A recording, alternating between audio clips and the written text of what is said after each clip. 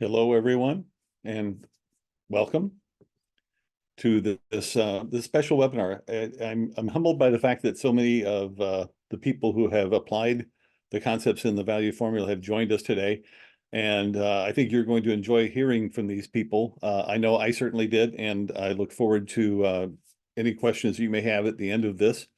So let's go ahead and, if we can, jump to the next screen here and kind of talk a little bit about what we're going to be doing today. I always like to start by putting first things first and thanking you for taking your time to attend either the live session right now or the recorded session that we're going to be sharing after we're all done today. So we can jump to the next slide here. So thank you again for attending. So some housekeeping to start with. These slides and case studies are going to be sent to you after the call. This webinar will also going to be on demand for you to share, to watch again if you choose to, or to watch or share with others. And you can ask questions during the webinar using the Q&A tab at the bottom of the screen. One of the reasons why we choose Zoom is because most people are very familiar with it. So feel free to use that. Questions that we don't answer during the webinar, at the end of the webinar, will be sent after we get done today. So let's jump to the next screen here. So brief introduction about myself. I really want to stress this is not about me. It's about the folks who are going to be sharing their experiences. But I've worked at a lot of different companies, so I come by this honestly. I helped start a National Industry Association, been involved with International Association. I received a couple of Lifetime Achievement Awards, spoken around the world at various different conferences, various different countries. I started a company a few years ago called Edify ITSM, and I like the word edify because it means inspiring, learning, educating. I've been married to the same lovely lady for over 40 years, almost going on 45 now, and the father to TJ, Brian, and Bridget, who I'm very proud of. So jump to the next one here. And okay, so we're going to start with a real quick little video that I put together some time ago about the value formula and the workshop associated with it. And then we're going to introduce the extended Edify ITSM team, folks that I enjoy really working with and getting to know. Ed Su, who is the Global Field CTO, Chief Technology Officer at Lenovo. He's a keynote speaker, and he has kicked off some workshops that he and I have done together. Colin Davis is the founder and owner of First Principles Coaching, and Colin is a great member of this extended team from the standpoint that he can continue after a workshop or after working with a customer, can help with coaching and works on just has some great experience in that area. The folks we're going to be talking to today are Jim Goodman, who is the manager of technical support at Fiverr, TJ or Tammy Martinez, team manager at University of New Mexico. Joe Backus is the founder and CEO of BLA Studios. John Collum is the founder and CEO of Northcraft Analytics, and Corey Kite is a leader at Penn State University. So I'll give you a little bit more information about them as we go into their individual interviews. And then we'll wrap up and have questions and answers. So next slide here is about a quick overview of the value formula. So I'm going to drop off here a second. We're going to play the video, and then we'll come back and go into a little bit more detail. The value formula itself is a compilation of pragmatic, proven, and accessible ideas and principles focused on the concept of value. They are defined and described within 5 distinct components: vision, alignment, leverage, uniqueness, and execution. These 5 components are structured within the value formula model, illustrated in such a way to show their interactive and interdependent nature. Your value journey starts with crafting your vision. Through the workshop session on vision, you will learn how to craft an effective, powerful, future-based vision statement to motivate and provide internal direction, answering the critical question, where is our organization going? The second workshop session on alignment is about commitment to the vision. It reinforces the principle that in order to achieve exceptional results, team members must pull in the same direction. Alignment ensures that our organization's best efforts are focused on both our vision and our most important stakeholders, especially our customers. The workshop session on leverage is about discovering those resources and capabilities within facets like people, organizations, tools, processes, and other things which currently exist outside of your organization, which are ready, willing, and able to assist you in support of alignment to your vision and to augment the realization of increased value. The next workshop session is on uniqueness, and it's all about self-discovery. What are the unique resources and capabilities your organization currently possesses, which makes it special? Can they be increased or enhanced? This session explores the vital nature of people, philosophy, environment, and culture in shaping your uniqueness. Capitalizing on these unique facets lead to the discovery and expression of your unique value proposition. The next session is about execution, the art of getting things done. Execution is the secret sauce, without which no value is generated. This session on execution explores not only barriers which get in the way of getting things done, but introduces and explains a proven process for execution based on the clear understanding that team members need to, first of all, know what the goal is. Secondly, they need to know what they need to do to achieve it. Third, they need to know where they are in relationship to achieve it. And lastly, they need to hold themselves and their teammates accountable for the achievement. The final session of the workshop is about the power of synergy. Success in maximizing value doesn't take some of the parts. It takes the sum of the parts. To put it simply, synergy means two heads are better than one. Synergize about creative cooperation, teamwork, open-mindedness, and the quest to find new solutions to old problems. It doesn't happen on its own. It's a process through which teammates bring their personal experience and expertise to the table in order to produce far better results than they could individually. The concept of synergy is actually powerfully demonstrated through the value formula workshop itself. By discovering things together with your team, which are much less likely to have been discovered individually.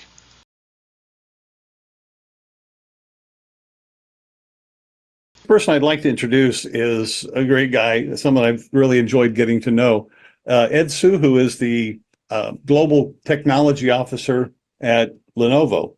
And Ed shares his insights, he understands trends and perspectives as a master storyteller. And Ed has shared some phenomenal stories with his amazing background to motivate and inspire executives to understand the dynamics of and challenges of complex business paths. And so I'm going to turn this over right now to Ed to get his insights on things. Ed?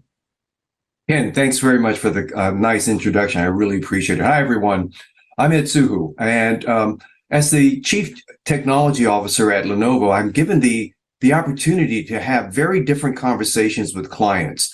And I use the technique of storytelling through the value framework to really put that into effect. And what it does is it raises the sort of like the conversation level to a point where it's easy to understand. People grab onto the concepts much faster, and it actually becomes almost personal. So one of the things I did last year was I gave a keynote in Stanford, and there were 400 attendees of their graduate school of business alumnus.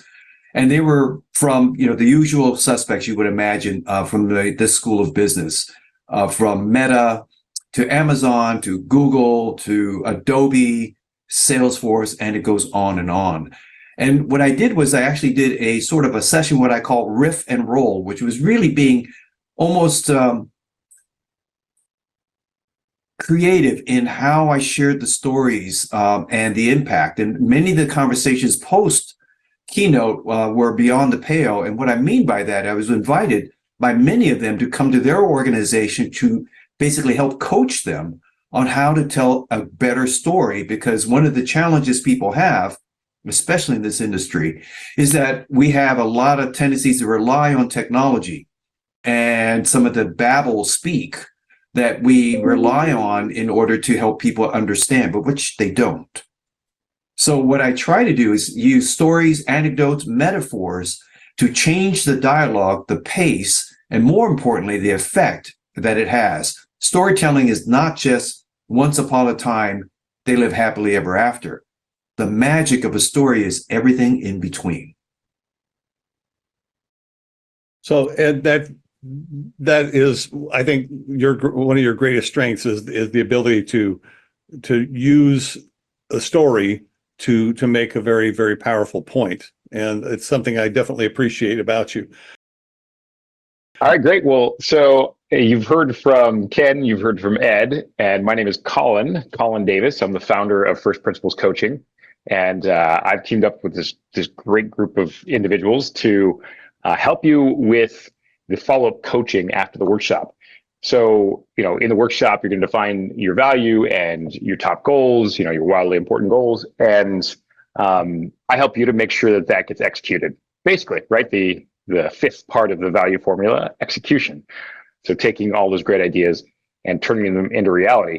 And that's really what I specialize in, because as a coach, the most important thing you can do is take your best intentions and your good ideas and turn them into action. And coaching takes ideas and principles and takes the principles of human psychology to make sure that those great ideas, those great principles get turned into action. How do we do that? Well, through accountability, through great questions. I can work with you personally. I can work with your team. And my job is to make sure that this stuff becomes reality. So I founded the First Principles Coaching. First of all, because my dad was a small business owner who struggled and who actually his business went under. He failed as a business owner, but then he got himself back up, learned his lessons, and is now very successful. And I saw that process, and I saw the pain that's involved of running a business. So I want to help business owners, and then and their teams as well, because it's a team effort. And then also because I really believe in first principles, the idea that when you're facing chaos, when you're facing the uncertainty that comes with growth, when you're facing all the difficulty and the complexity of business, the most important thing you can do, and the thing that gives you clarity and power, is to focus on the fundamentals, the first principles. So I'd love to tell you a little bit more about that, or work with you and help you to see how you can turn your incredible strategies, incredible ideas, your incredible value, take that and turn it into action. So good morning, Jim. Jim is manager at Allo Fiber, in charge of their support organization, technical support organization, which these days in any organization is pretty challenging. So I had Jim became familiar with the value formula primarily by attending a webinar I had done for an organization. And he shortly after that downloaded the book and has applied some of the concepts and ideas out of the book in his position.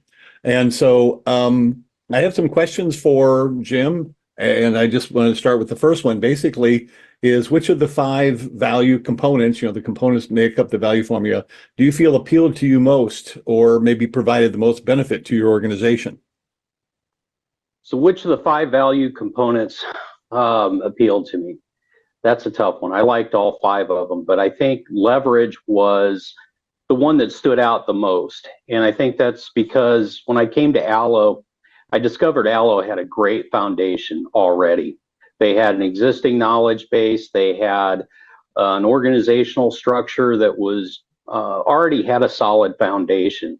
So we had the key components in place that we needed to prepare to not only build out scope, but also to scale the organization. So leveraging became important.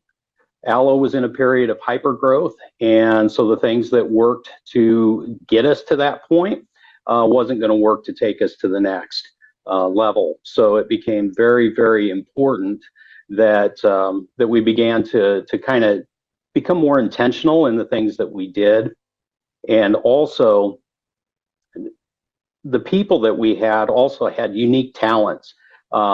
They were very entrepreneurial. They were very scrappy, as the department was, as the company was, and the leadership was really bought in. So they were hungry for opportunity. The leadership was ready to do whatever was necessary to scale, and bringing me in, those existing processes were, as I said, a great foundation, a launch point really to everything else that we did. And while every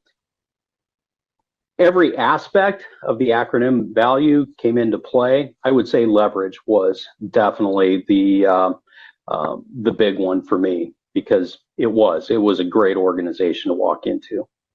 Excellent. It's not, and that's actually a great point, is that, the concept, the model, with the vision, alignment, leverage, uniqueness, and execution, are for different organizations at different points. And as you said, the foundation was there. You were wanting to take it beyond that. So what was it that appealed to you about it, or what made, in your mind, the value formula unique in its approach that made it effective for you? Goodness. Well, the acronym itself, for starters, I'm one of those people that are automatically drawn to frameworks and models, because they really do help me visualize information. So coming from a much larger organization, having to build out growth plans and to be able to build forecasts and models that are going to align with the strategic objectives, it sometimes becomes a very time-consuming process. And hearing you speak to the value formula, I think the thing that caught my attention was how simple it was, and how I wish that I had this in many other big discussions and big planning sessions that went for days and days and days and days, and we would end up having to go back, regroup, and meet again over different components that were missing. With the value formula, everything in vision, alignment, leverage, uniqueness, execution, it was all right there. It's a complete planning framework, if you will, and that's kind of how I use it.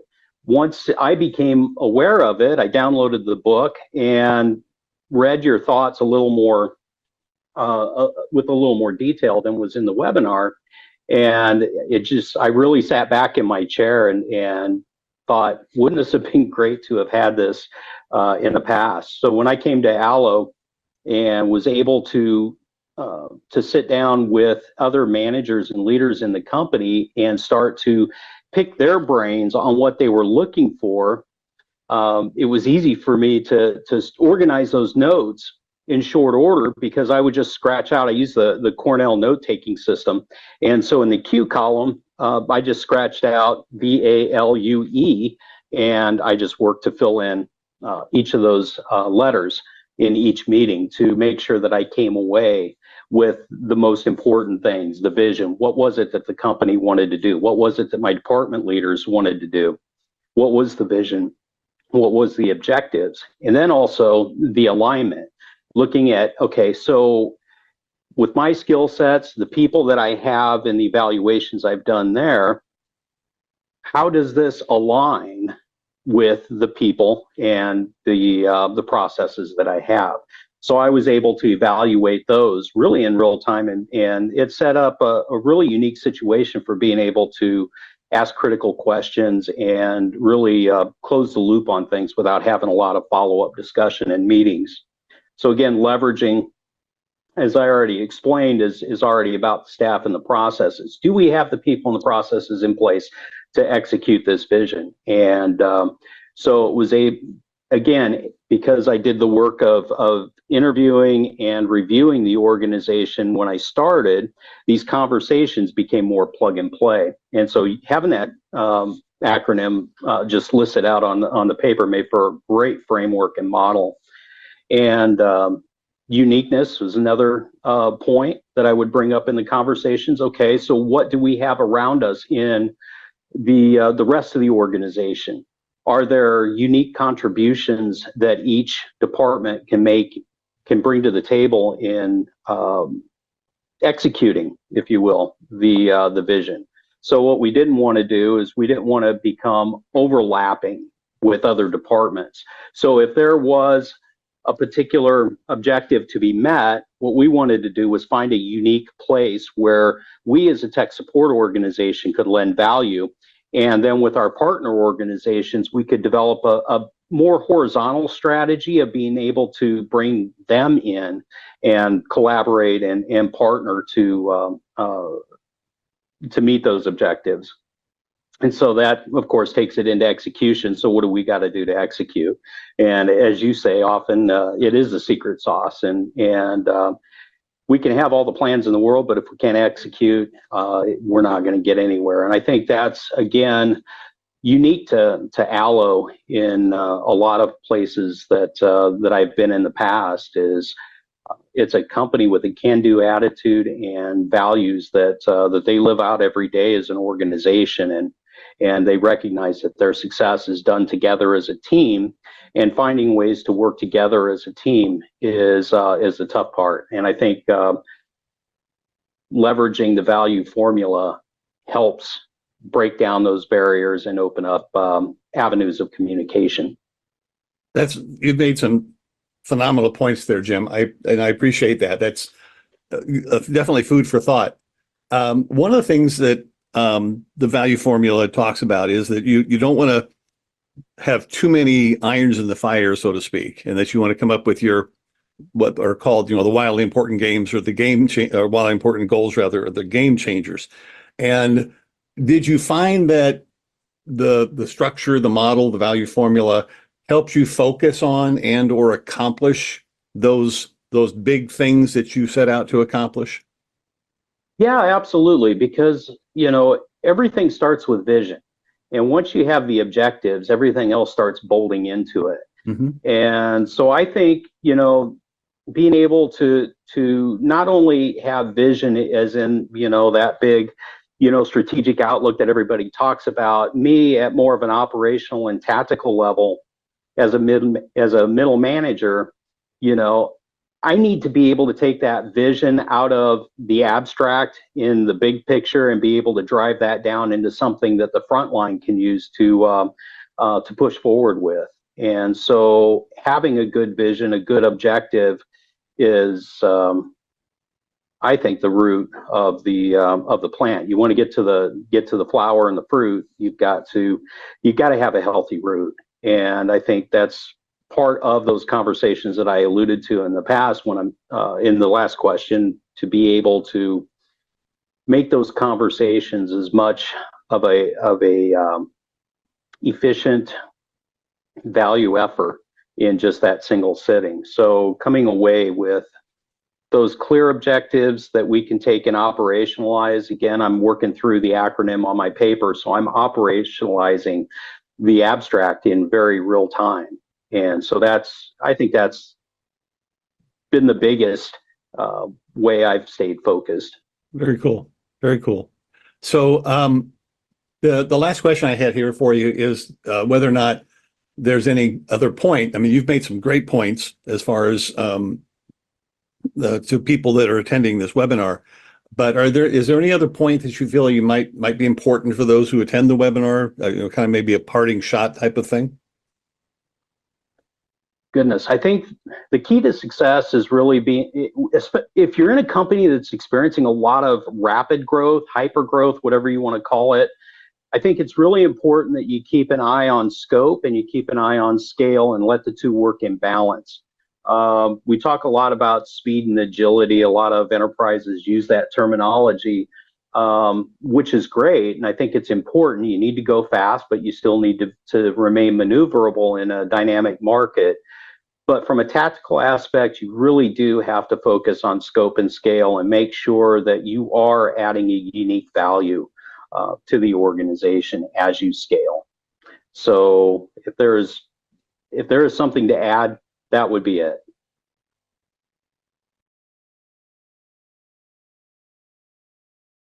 Hi, I want to introduce a friend of mine, but also a former student and, again, a person that has applied the concepts and ideas of the value formula.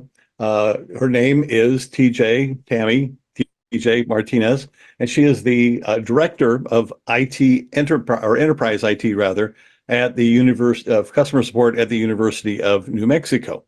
And I appreciate, first of all, you're being here, Tammy. Thank you very much for taking time out of I know your very busy schedule to be with us today. Thank you for having me. And the first question I wanted to ask you, when there's a lot of things that are out there, right? And what do you think of the 5 components of the value formula, the vision, alignment, leverage, uniqueness, and execution? Which of those 5 seem to appeal to you the most, or to your organization? Or maybe another way to look at it, which one do you think provided the most value to you, at least initially?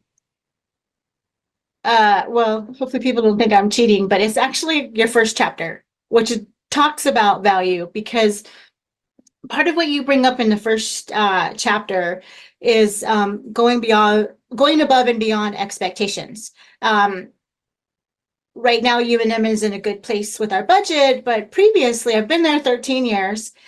We have had times where the budget has been cut and we've been asked to do more with less.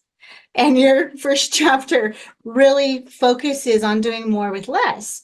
And, part of that doesn't mean, what I like about that chapter, it doesn't mean that we're going to take on more work and kill ourselves, right? The one thing about doing that is your best people could get burnt out and you can turn around and lose them.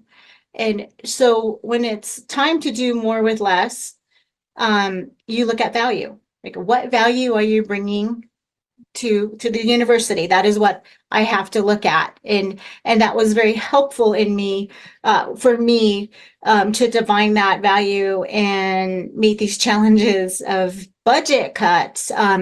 We're in a point now where our budget's not being expanded, but we are taking on more work. But after attending your webinar and using your book, I've made some strategic decisions that I think helps us deliver value and actually doing more with less. Very good. Thank you. Thank you for that. So what do you feel makes the value formula unique in its approach? I mean, there's a lot of things that are out there, right? Yes. And you found yourself, drawn to this, and you attended the online workshop that I did. But what do you think is unique in its approach, or made it effective for you?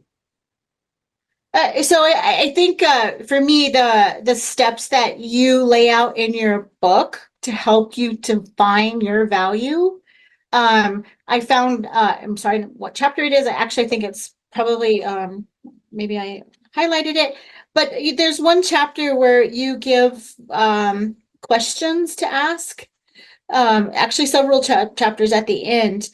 Here's questions that you want to take back to your team. I found that those were very valuable to help answer and have the conversation. I feel like it's an official, or it's a guidebook for official leaders and unofficial, right? We know that, I have leaders on my team that may not be in a management position, but based on their feedback and the work that they do and the initiative that they take, I leaned on those people to work with me in this book to help us identify the value that we create and how we are going to do more with less. So one of the things that I definitely talk about is to focus on those big, or wildly important goals, those game changers. Did it help you? Did the concepts and ideas that you worked with through the value form, did it help you focus on those, or better yet, accomplish those wildly important goals and priorities? And if so, sorry. Absolutely, definitely. Actually, I want to say, and I'll just tell you a little bit of what we've done in the past. When I started 13 years ago, our service desk was run by students, which is great. But the challenge is the student is their number one for their academic career. They have homework, they have tests. We had them, if we were lucky, 20 hours a week. When you have someone, they did a fantastic job, the best job that they could. And we had a lot of training and we had many students. But the challenge was always having them be able to retain that knowledge. So when they would have a question, they'd have to go look it up. And so several years ago, faced with do more with less budget cuts, I actually flipped based on this book. I actually flipped the student employee budget line, the salary line, to hire 4 full-time employees. And that was a huge challenge and cultural shift because the university, they like having jobs available for students, but we weren't able to keep up. IT was growing, we were doing more things. And so by shifting that budget, we have now 4 full-time, actually we've added a 5th person who are there 40 hours a week. They get used to the questions that they're being asked. They know quickly where to find that internal support triage. They're involved in a lot of meetings. They understand what we do at the university. So the value that they bring is being able to answer questions in a timely manner. If you're from the help desk industry, our first contact resolution is at like 90% with our full-time employees. I would never have made that decision to do more with less because I'm doing more with less. I don't have 20 student employees. I have 4 full-time, 5 full-time employees who are delivering the value to the university.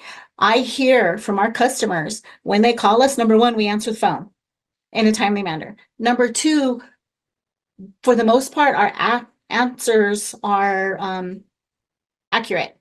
And number 3, if people are having problems with IT, we're able to solve them. Number 4, when I mentioned that other departments aren't answering the phone, we at least can give them some information. We, again, our value, which is part of our vision to provide accurate, timely support, we actually warm transfer people to other departments. They may need to go to student services. They may need to go to career services. They may need to go to HR. We warm transfer them. That's very insightful. And this is, I mentioned to Jim earlier, who we talked to, that this has been kind of eye-opening for me as well, because it's interesting and fun to learn how people are taking these ideas and actually getting, as you point out, some value from those. And it's very gratifying to hear that.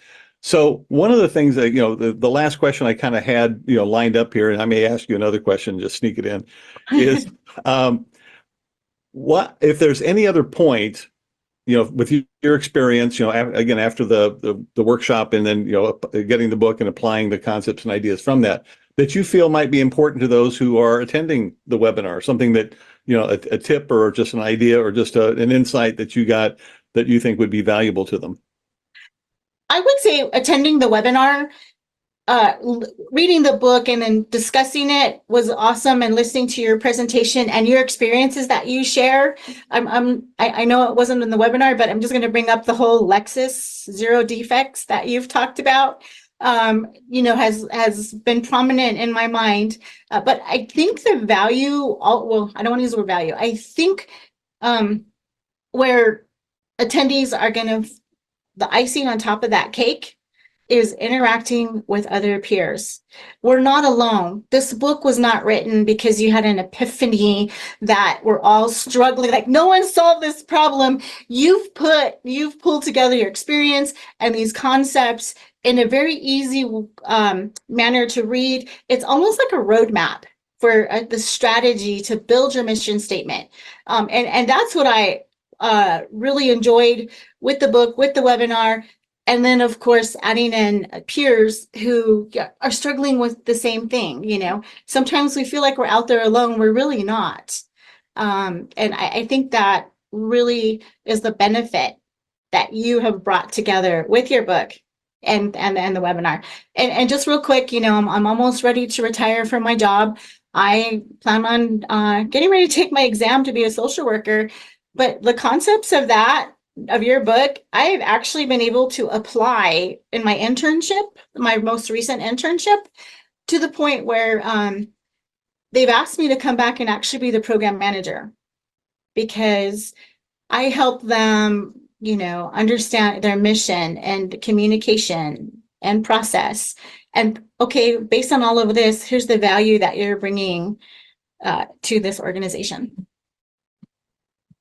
That's very cool. So, well, first of all, congratulations on planning a second career is basically what I'm hearing, right? Yes.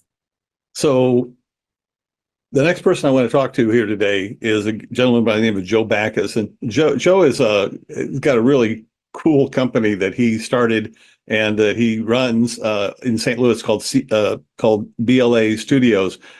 Joe Backus is the CEO and the founder. They're based in St. Louis, and his company does some really cool things. They do custom design, they fabricate and build really, really cool stuff out of a lot of different materials like steel and wood and concrete and stone. Basically, they have the experience and the background, the capability to take something from a sketch on a napkin and turn it into something real. And they have some pretty cool stuff that they've done that with. Plus, I also am impressed with the fact that they can take what most people look at as cast-offs, like old printing machines and things like that, and turn them into really cool things like furniture, which is really kind of awesome. So anyway, so Joe, thank you for being here. I appreciate you taking some time out of your busy schedule. Yeah, no, thank you, Ken, for everything you've done for us, really. I appreciate it. Well, I mean, it's great to have you here and to talk with you. It's kind of almost kind of like a closing a loop here because we haven't talked too much recently. But anyhow, so I had sent you some questions for you to think about, and one of those was of the 5 primary components of the value formula. There's vision, alignment, leverage, uniqueness, and execution, which we went through when you sat in on the workshop. Which of those do you think appealed to you most, or which one do you think you felt like was giving you the most kind of like value off the bat? I mean, for us, like what I was thinking about a lot is like I came from like not going to college, not really doing anything that is real business oriented, and just like not really understanding what's going on. I created a skill that I have, and I really needed to figure out a way to profit from that skill. And I started a business with a lot of my friends and stuff like that. So you got to kind of we run into a lot of issues where it's like 4 of us who own this company, and there's a lot of roles that should be taken care of and stuff like that. But it's kind of turns into this tornado sometimes. So what we've been doing a lot is I really like the alignment of the value formula, where it's like what we've done a lot, where it's instead of having actual roles, not like set in stone roles, like you're this person, it's more of like responsibilities, which I really like. And I think that's what helps me out a lot is like, I think a lot of us are more on the line of not, having a responsibility, achieving that responsibility and getting past it. And that has really helped our like communication of the company. It's not this kind of thing where who's the boss, who's in charge of this. It's more of like you have a project that you're in charge of. You are responsible for this, even though you have people that are also making sure that stuff is not going on. But I think that helped us out a lot, setting up a good authority system when we really don't have like an authority system the way our company is set up right now. So that, I mean, that you're not alone in that. And this is the thing I think a lot of entrepreneurs, they have a great idea, they have a skill like you do, and the folks that you work with that you brought onto your team. And that seems to kind of like be the focus. But yet you're right, there has to be a structure behind that. People have to kind of know that what they're responsible for and so on and so forth. So that's one of the things I think that, I kind of stress is that, approach this as kind of a model, have a vision, alignment, look for what you can leverage, and you're doing that, right, with different partners and so on. Your own uniqueness, and I think that you have that in spades with what you can do and what you've done, and then also the important aspect, which you really seem to stress, is that aspect of execution. So when the value formula, what do you feel makes it unique in its approach? Because I know you've probably been exposed to a lot of different things, and I know there's a lot of things that are out there. But what do you feel makes the value formula maybe unique or maybe more applicable in your situation? Like I was saying before, like I come from a background like that. I had no business experience. I kind of started this trade that led to this point where I just felt like, I can be profitable by myself on this. And but I kind of spent my years of trying, maybe when I should have been learning how to, properly, know how to do things, I spent them on my trade.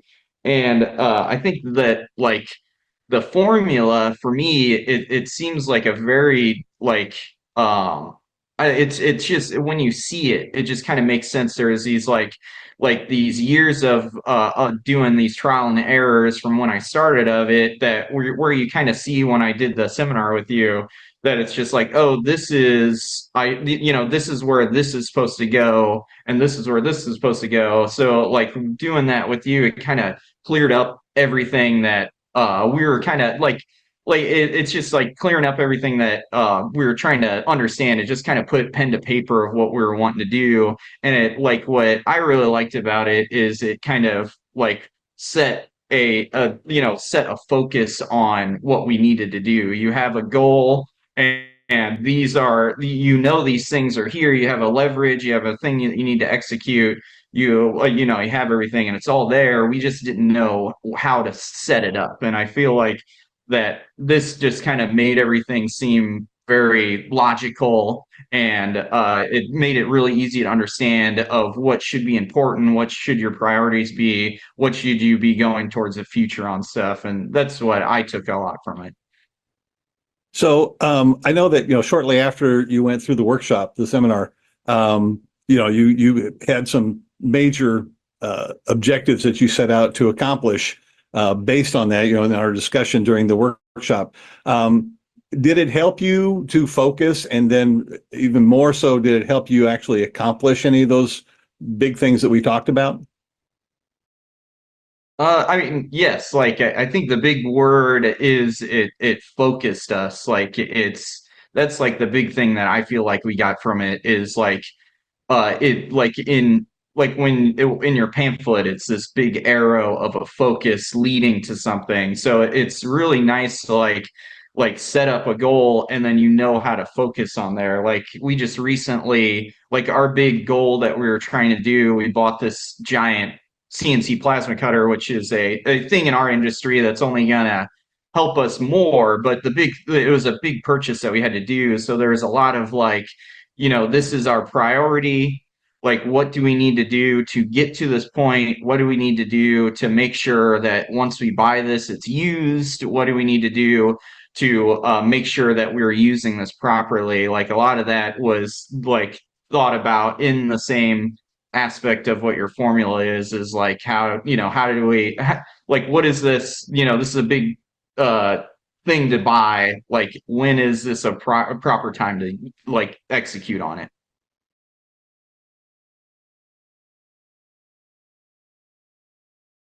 So the person I'm going to talk to here for a few minutes is a gentleman by the name of John Cullum. And John is the CEO and founder of Northcraft Analytics, which is a company whose mission is to bring to the next generation tools and management techniques that are used in the business to the IT organizations that build and nurture them.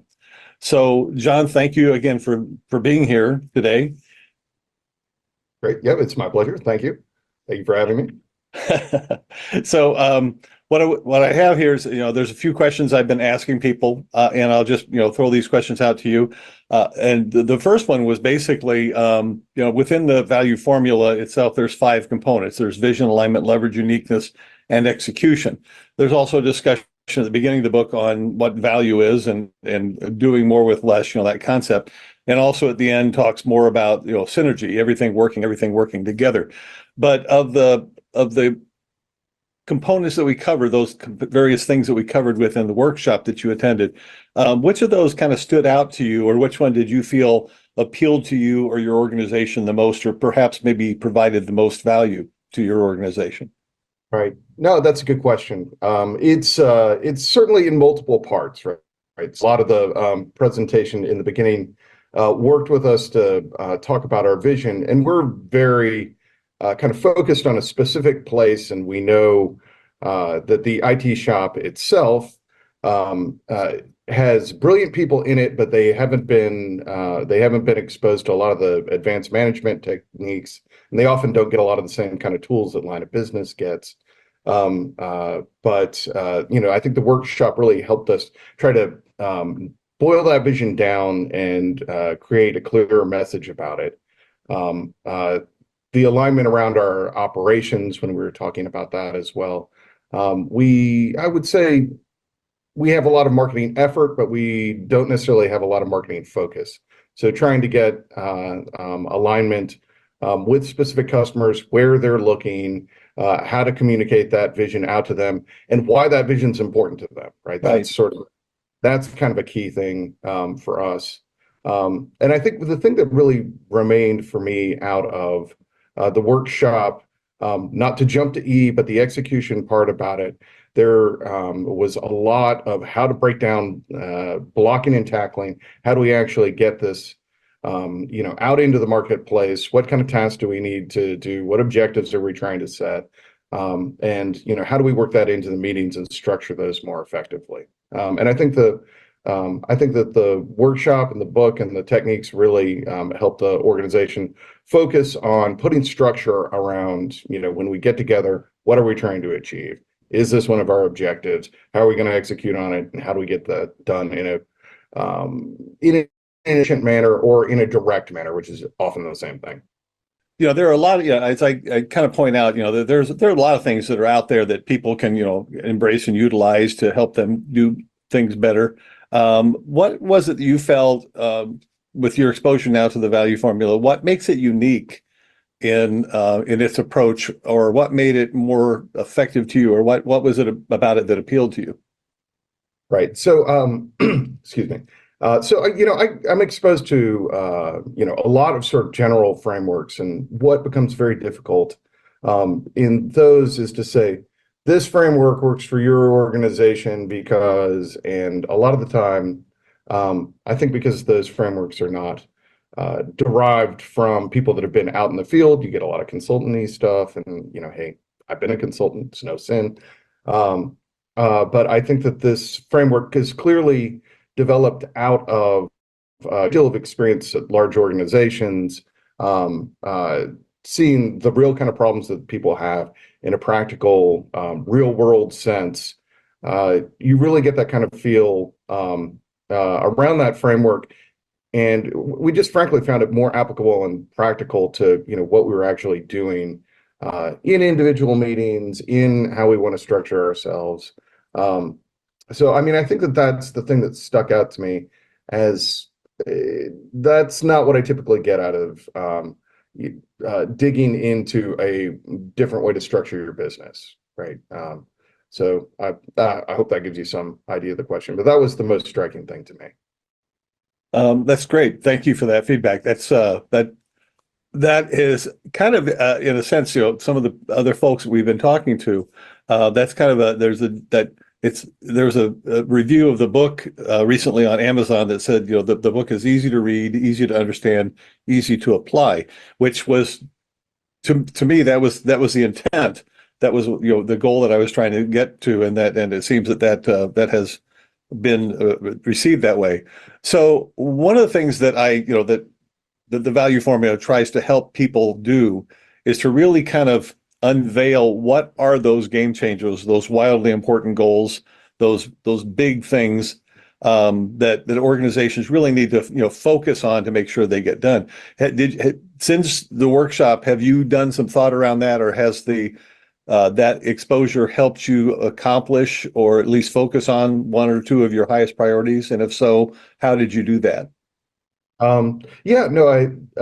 would say, yeah, absolutely. Right. So, I think, for our particular organization, we have a lot of good content. We have a lot of good technology. And our really wildly important goal is how we're going to communicate that, and how are we going to touch all of the people specifically that are actually going to need this.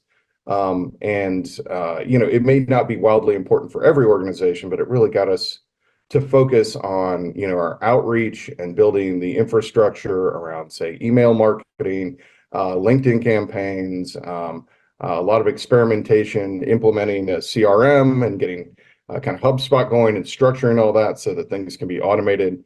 We're lean and mean, so it's everything that we do has to be able to be automated and repeated in order to reach out. We don't have enough people to touch everybody. And we've built up a lot of that infrastructure, I think, since we've met you. That for us has been a wildly important goal. And frankly, it's only been a few months. So, but we've made progress down that path by kind of focusing efforts there. That's outstanding. I appreciate that. So just to kind of wrap things up here, is there any other point about the value formula or how you feel like may have impacted you and or your organization that you feel might be important to people who are attending this webinar? What I would say is it's important to get the organization to look up and think abstractly and rally around strategic goals from time to time.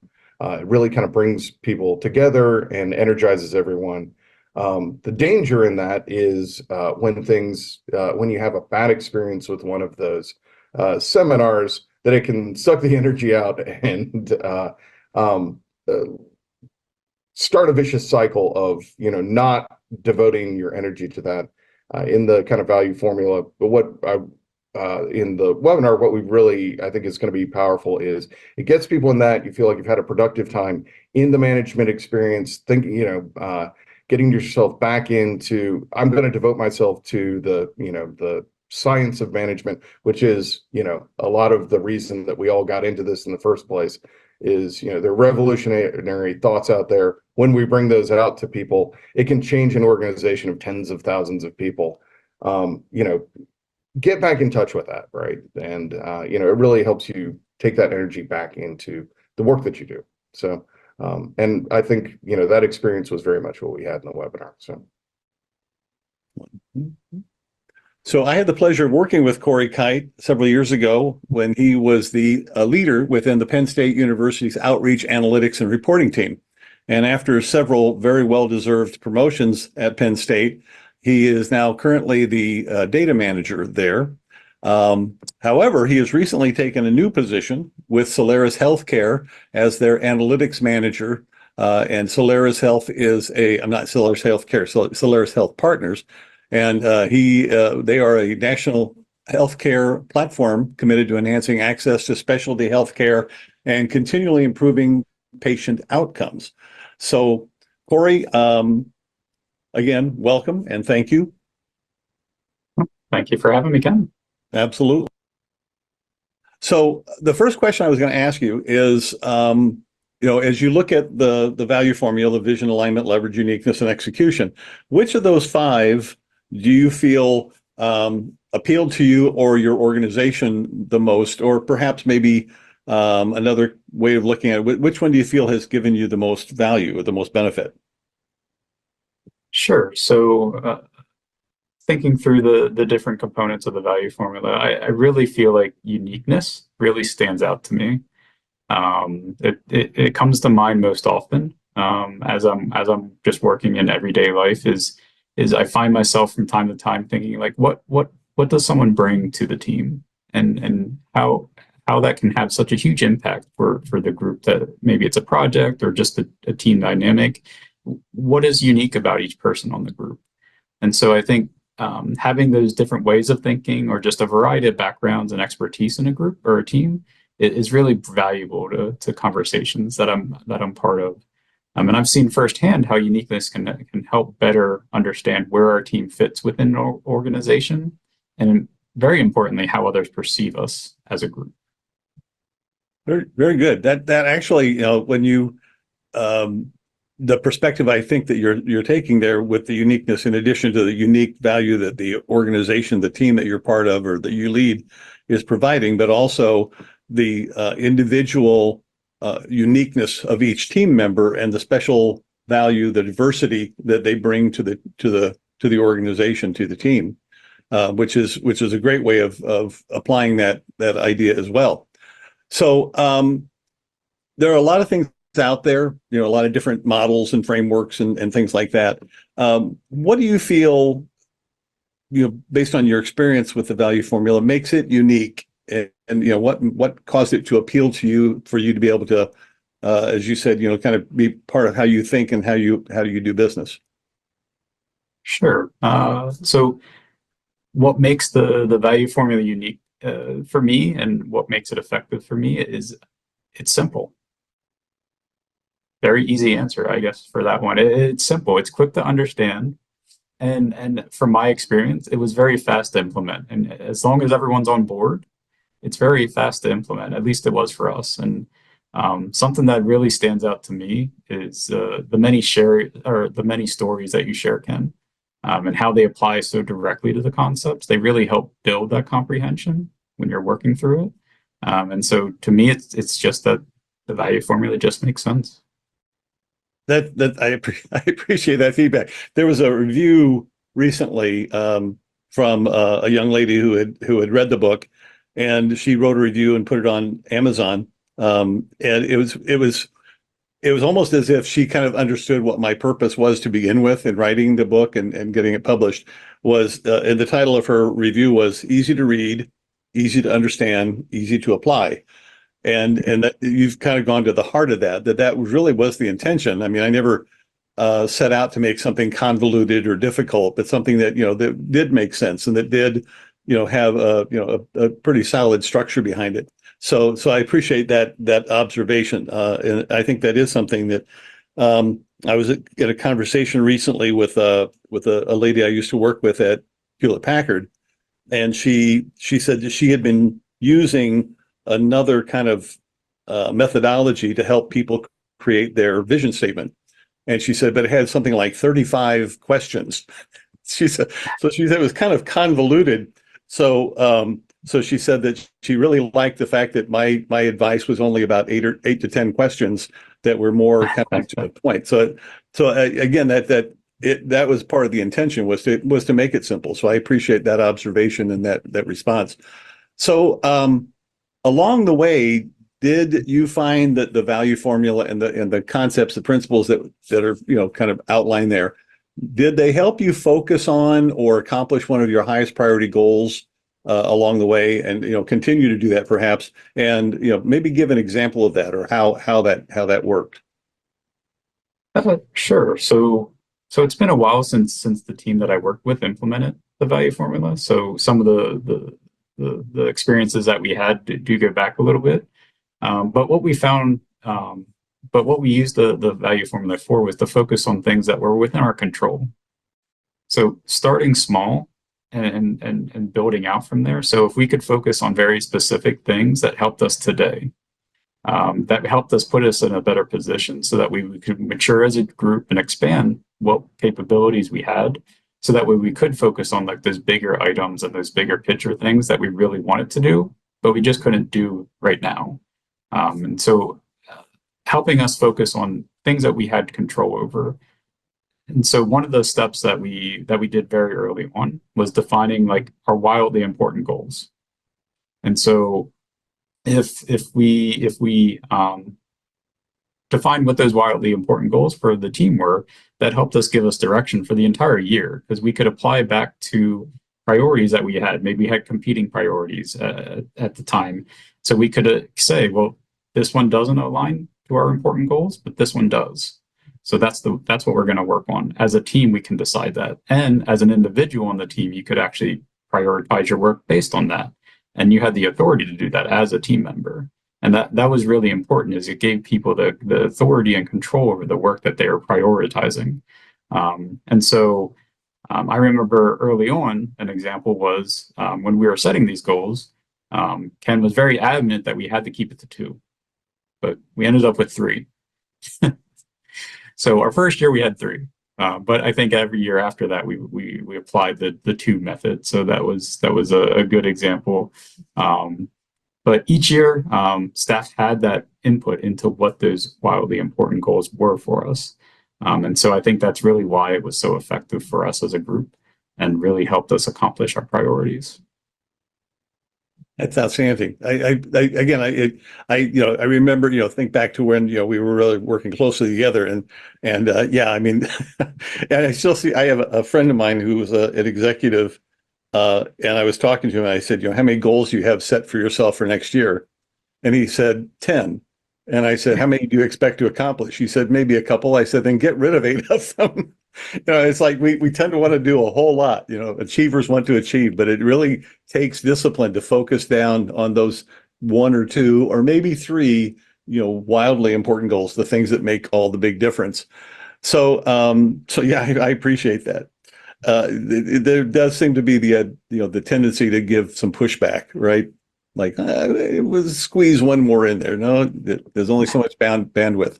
So, is there any other point about the value formula, or your experience with it that you think might be important to people who are going to be watching this and attending this webinar? Sure. So I would say start with what you know. Don't try to, or keep it simple. Don't try to be perfect with everything, because you're going to make mistakes. You're not going to know where to go for some of these things. So try to start with just what you know. And a quote that I hear, that I've heard from colleagues numerous times over the years is, don't let perfect get in the way of good enough. Sometimes good enough is what you need, and perfecting something isn't always going to be beneficial, because then you may spend too much time or resources on whatever it is you're trying to do. And I would just say communication is extremely important. Being humble and giving grace to people. Not everyone's going to be at the same point of where you're at today and whatever journey you're going through. And so communicating that it's okay not to be at the same place, but being honest and open and being humble about it is important. So great conversations. It was really eye-opening to me as the author of the value formula and the facilitator of the workshops to hear some of these phenomenal responses to these questions. And again, I cannot thank enough the individuals who took their time out of their busy schedules to be available to answer those questions, to be here today, to answer questions for the folks here as well. So just as an FYI, we are going to make the full interviews available to you. The links for them will be available in the email for each as a recording for each panelist.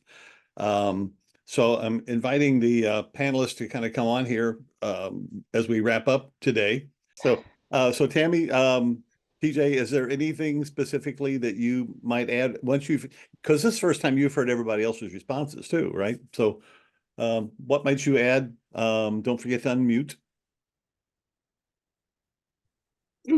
Based on listening to everyone, I think it's very, very well covered, and it's so amazing to have all these diverse views and to hear what people have done.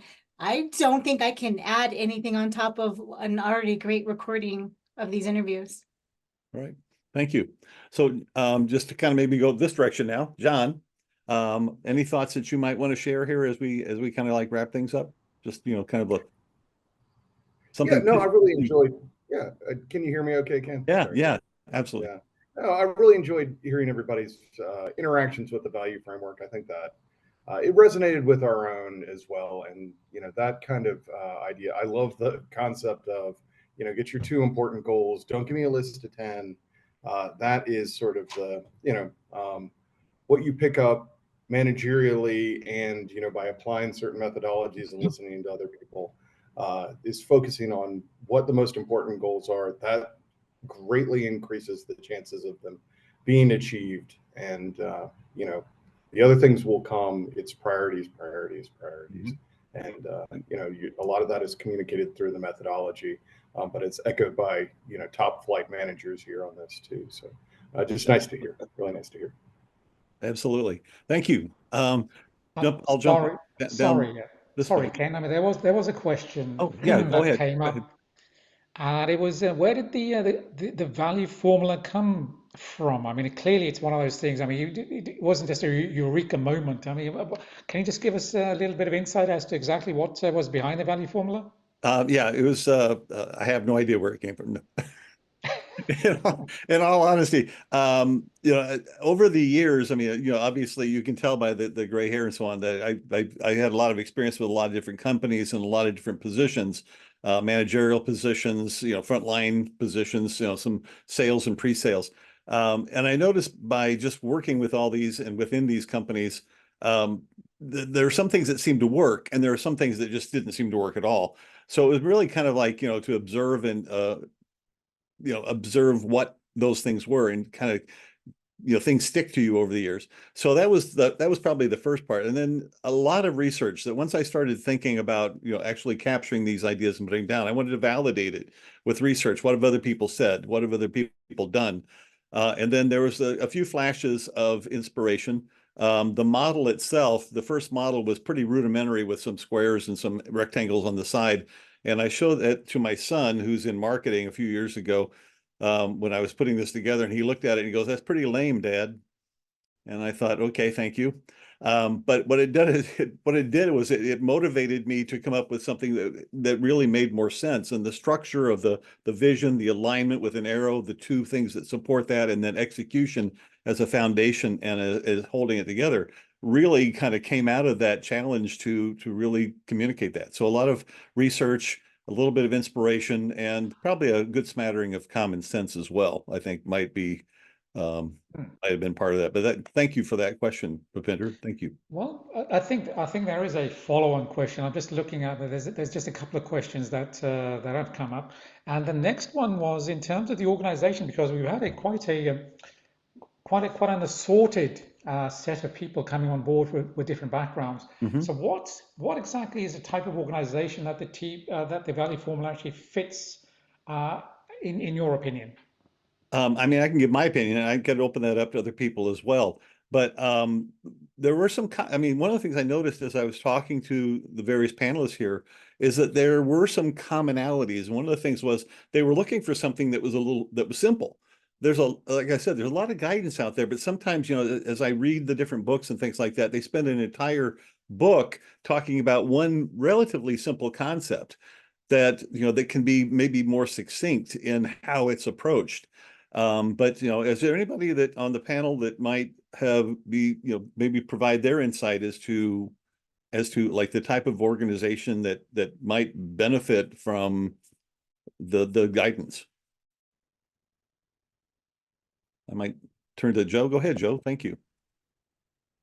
Yeah, I mean, like in my panel before that was on here, I think it simplifies a lot of stuff trying to get into a business, like just understanding where to start and how to manage people properly. I think that's a lot of stuff that I got from it, is how to be more of like a leader to a company, and to how to talk to people and see if they are responsible enough to have them be also leaders of your company, which I appreciate. It's kind of a good test on people that you're thinking about hiring, what their responsibilities are, and how motivated are they to work with you and stuff like that, which I got from it.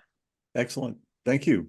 Any other thoughts? Joe, I have to agree with you on that. Ed's got, yeah, Ed, go ahead. Yeah, Joe, I agree with you on that. One of the things is it's irrespective of the person in the organization, as everybody should be in the same boat in regards to fresh eyes and wise eyes, and is not a title perspective as it is an engagement perspective. How do you get everyone engaged and understand, where the boat should be going and who and what their roles should be, and how do they line up with each other? I think it's important to have what I call two up, two down, two left, two right, which is wherever you are in the organization, you should know two levels up what they do, and are you aligned? You should know also two levels down and two levels to the left. The more you're integrated with that kind of methodology, as I call two up, it allows the team to move very quickly, to move as one, think as one, and act as one. And this is where Colin Davis's practices come in, which is how do you keep that going? Because some people will fall, some people will falter. And this is where coaching really makes a big difference, is to, step it up, get the best practices, and get your leaders up and running. Yeah. One of the things that I am a proponent of, and actually it is part of the workshop, is what I call active accountability, where, you know, one of the things I found in my particular experience in business is when I was being held accountable for results, I was much more likely to accomplish those things than if I just kind of like, you know, was off on my own and wasn't really held accountable. And holding ourselves accountable, holding other people accountable is, I think, a key aspect of it. And that's one of the things I know that Colin, in his consulting, is that he regularly works with and talks with his clients and holds them accountable and makes them realize, you know, that this isn't going to happen by itself. It does take that level of accountability. So, Colin, I don't know if you want to add any additional insight to that. Yeah, no, I mean, that's exactly along the lines of what I was thinking about. In fact, there's various statistics, of course, but something like 97% of consulting engagements end in non-engagement, which is kind of frightening considering the amount of money that's put into consulting. And it was really refreshing to hear when I heard, you know, the recordings when I got to sit in a few of the interviews. In fact, Alan asked me, "What do you think?" You know, afterwards, and I thought the folks on here today are really some great managers, some great leaders who knew how to drive this through the organization, and that's impressive that there was real execution on it. So, I mean, kudos to you guys for sure. And yeah, I mean, I guess that was actually a question I wanted to ask. How, and anyone here, I'd love to hear, how did you make sure that these conversations took place? How did you make sure that execution happened? How did you champion the value formula? I think for that, great question. I think I'm going to point to Jim and then maybe to Corey, since they, number one, they haven't had a chance to give their input yet. But number two, I think they're maybe uniquely positioned to be able to answer that question. So Jim, go ahead. Oh, for some reason, I still can't hear you. No. Got to detect. Is that working? No. So sorry, Jim. I know you have something really important to say. So why don't we go to Corey while you maybe figure out the technical issue there, Jim? Go ahead, Corey. Sure. Yeah. So I think a big part of like the championing of the value formula in the organization, it really comes down to having those key people. And so it wasn't just me being the voice of it. There was a few others in the group kind of championing that directive and really promoting the possibilities that we could have. I remember an early on exercise we did is what makes a good day versus bad day for you here at work. And it was very enlightening because there's some obvious things like, yeah, that's of course a bad day when something doesn't work the way it's supposed to. But when things do, that's a great day. So it was really eye-opening. And that's kind of how we fed off of that. Like we built up the energy at first to kind of understand what's going to motivate the people to engage, because that's a big part of it. We needed engagement because we couldn't just force this. It had to happen naturally. And so that was a big part of it. And then kind of having the leadership support was a big part of it. But then also keeping it going, because a lot of these things, it's very early on, like a lot of people are motivated, but how do you keep that going? And so we had various check-ins. Basically every month, there's one or two things that we knew we wanted to do this month. So we dedicated time and resources to like have those sessions and conversations. So we made it a priority just in our everyday work. And I think that's really what helped us drive the kind of the implementation of the value formula. Corey, when you had those sessions, anybody had the same equal, let's say, ability to voice comments and perspectives and the like, right? So it wasn't actually a kind of a titled leader leading that, right?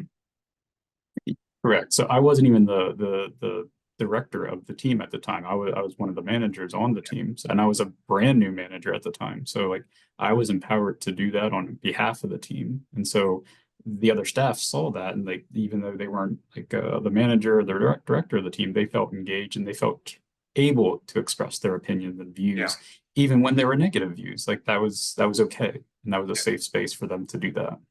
Yeah, in a lot of my talks, when I talk about leadership, right, I actually talk about the will to fight, right? And that means you have to have faith in the cause, which is purpose. You have to have faith in leaders, which is trust. and you have to have faith in your company, which drives the passion. So I think that kind of capability and sort of mindfulness for the team is really critical. Very important. Absolutely. So Jim, are you able to unmute now, or do we still have an issue there? Yeah, I'm not really sure what's going on. I'm not, of all the people here, Jim probably has the most important thing to say.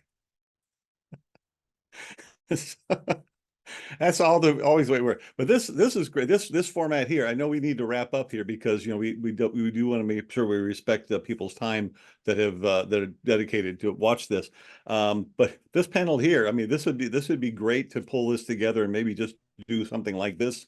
With us and maybe a couple other folks or whatever. But we'll maybe look at that as a follow on. But anyway, so. I've got a couple of slides here to kind of wrap up today. If you'd like to get copies of the book or a copy of the book or whatever, or if you're open to the idea of conducting a workshop with your leadership team, or perhaps have me come in and just kind of talk about at a high level what the value formula is and what it represents and what it can do for your organization. Don't hesitate to contact us. So the best way is through this email here, sales@edifyitsm.com. We'll get back to you quickly and talk about any details that you want to talk about. But it's been very eye-opening for me as the author of the book, and it kind of like the conduit that this stuff came through, to hear the responses and the questions that we asked. And again, people point out the diversity of the folks here and where they're coming from and what their situation was. But I again want to express my heartfelt appreciation to TJ and John and Joe and Corey and Jim, also Ed and Colin for being here today, and also to Alan McCoy for helping pull this thing together. So with that, I think that's probably the last slide that we have here. Let's wrap things up. I'll wish you all the best. We've got some holidays coming up, so enjoy those with friends and family, and hopefully we'll be in touch soon. Thank you.